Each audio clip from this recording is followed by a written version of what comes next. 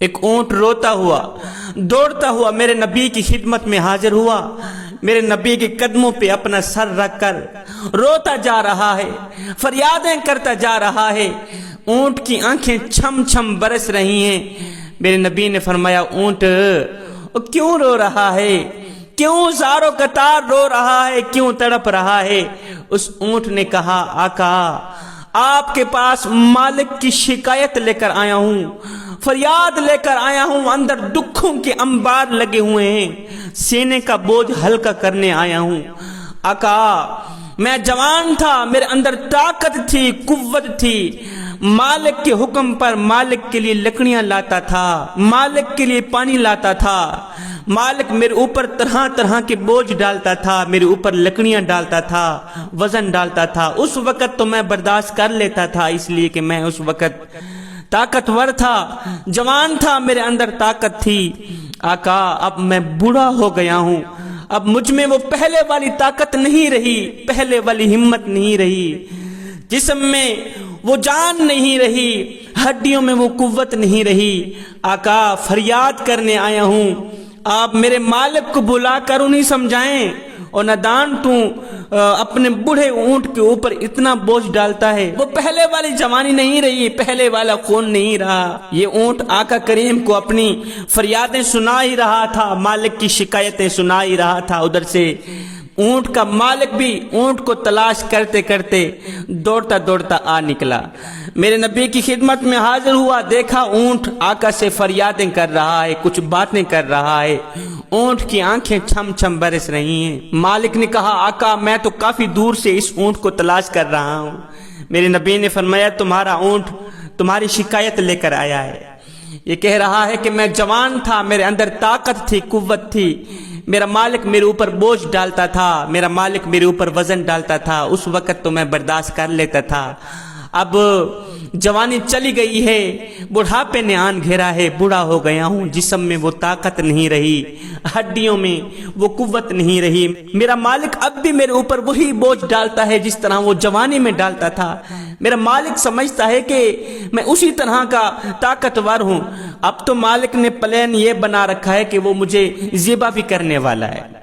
اس مالک نے کہا، آقا بالکل یہ اونٹ سچ کہہ رہا ہے، جانوروں کی بولیاں جاننے والے نبی، جانور بالکل سچ کہہ رہا ہے، واقعی میرا پلان یہی ہے، میں اس کے اوپر وزن بھی ڈالتا ہوں، بوجھ بھی ڈالتا ہوں، اور میں اسے ذبح بھی کرنے والا ہوں۔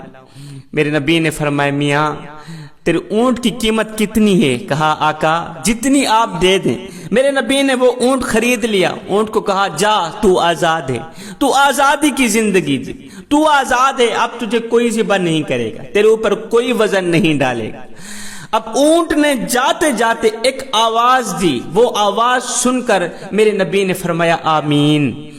اونٹ نے دوسری آواز دی، دوسری آواز سن کر بھی میرے نبی نے فرمایا، آمین۔ تیسری آواز پر چوتھی آواز سنتے ہی میرے نبی نے فرمایا، آمین آمین کہتے ہوئے میرے نبی زاروں قطار رونے لگے، میرے کریم آقا کی آنکھیں چھم چھم برسنے لگی۔ صحابہ کرام نے پوچھا، آقا آج تو ہم کچھ عجیب ہی منظر دیکھ رہے ہیں، اے جانوروں کی بولیاں جاننے والے نبی، اتنا تو بتا دیں کہ جانور نے آپ کو کیا کہا ہے، اونٹ نے آپ کو کیا کہا ہے کہ آپ زاروں قطار رو رہے ہیں؟ میرے نبی نے فرمایا، جب میں نے اونٹ کو آزاد کیا، جا آزادی کی زندگی دی، جب میں نے اونٹ کو آزاد کیا تو اونٹ نے جاتے جاتے مجھے 4 دعائیں دی۔ پہلی دعا یہ تھی کہ اللہ آپ کے بھی خوف دور کرے جس طرح آپ نے میرے خوف دور کیے۔ یہ سن کر میں نے کہا، آمین۔ اونٹ نے دوسری دعا دی، اللہ تعالیٰ آپ کی امت کو دشمن سے ہلاک ہونے سے بچائے، میں نے کہا، آمین۔ اونٹ نے تیسری دعا دی، اللہ تعالیٰ آپ کی امت کو قحط سے بچائے، میں نے کہا، آمین۔ اونٹ نے چوتھی دعا دی، میں آمین کہتے ہوئے رو پڑا۔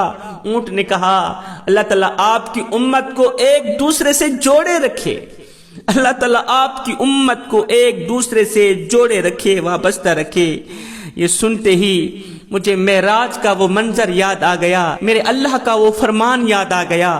صحابہ جب میں معراج پر گیا، میرے اللہ نے مجھے فرمایا، اے میرے حبیب آپ کی امت میں اختلافات پائے جائیں گے، آپ کی امت میں لوگ ایک دوسرے کا دل جوڑیں گے نہیں توڑیں گے، جوڑنے والے کم ہوں گے، توڑنے والے زیادہ ہوں گے۔ جو توڑنے والے ہوں گے وہ تو جہنم میں جائیں گے، اور جو جوڑنے والے ہوں گے، جو لاکھوں میں سے ایک ہوں گے، وہ جنت میں جائیں گے۔ اللہ اکبر!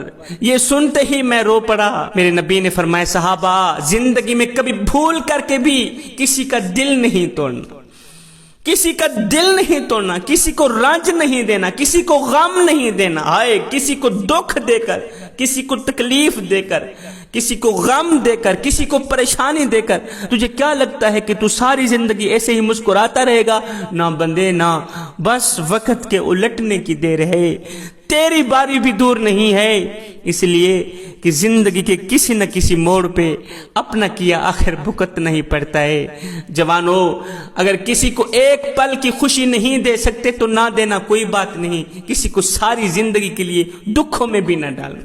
اگر اپنے بوڑھے باپ کی چٹی داڑھی کا حیا نہیں کر سکتے تو کوئی بات نہیں، نہ کرنا۔ خدا را، بوڑھے باپ کو بے عزت بھی نہ کرنا، بوڑھے باپ کو ذلیل بھی نہ کرنا۔ بوڑھے باپ کی، بوڑھے والدین کی اگر خدمت نہیں کر سکتے تو کوئی بات نہیں، ان کا اللہ ہی وارث ہے۔ خدا را، بوڑھے والدین کو بے عزت نہ کرنا۔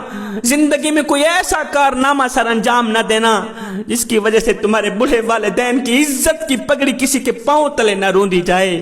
میرے نبی نے فرمایا صحابہ، جو شخص صبح اٹھتے ہی ایک کام کر لے اس کے لیے جنت کے تمام دروازے کھول دیے جاتے ہیں۔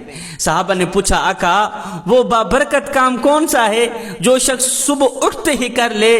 میرے نبی نے فرمایا، جو شخص صبح اٹھتے ہی والدین کا چہرہ دیکھ لے، والدین کی زیارت کر لے، ابھی تک پانی نہیں پلایا، والدین کے ہاتھ نہیں دبائے، والدین کی نوکری نہیں کی، والدین کو کھانا نہیں کھلایا، بوڑھی ماں کا سر نہیں دبایا، بوڑھے باپ کے پاؤں نہیں دبائے، ایمان کی حالت میں محبت کی نظروں سے جس نے صبح اٹھتے ہی اپنے ماں باپ کا چہرہ تک لیا ہے، میرے نبی نے فرمایا اس کے لیے جنت کے تمام دروازے کھول دیے جاتے ہیں۔ تو خدا را، کسی کا دل جوڑ نہیں سکتے تو توڑنے کی کوشش بھی نہ کیجیے گا۔